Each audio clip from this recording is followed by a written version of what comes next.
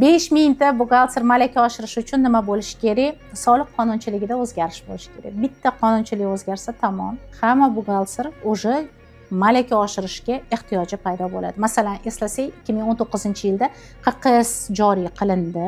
Massiviy hamma tashkilotga, hamma buxgalter YNPda o'tiradi, HQS nimaligini tushunmaydi, foyda solig'i qanaqa hisoblanishini tushunmaydi. Massiviy hamma o'qishni boshladi. Bugungi kunda bo'lsa, bunaqa o'zgarish har oyda yo'q deganda bitta qanaqadir soliq qonunchiligida o'zgarish bo'ladi va faqatgina o'zini ustida ishlaydigan buxgalterlarda bo'ladi ehtiyoj. Ba'zi buxgalterlar bor, uni majburlab ham tushuntira olmaysiz. Qonun o'zgaryapti. Hozir unaqa ishlanmaydi, unaqa qoida yo'q.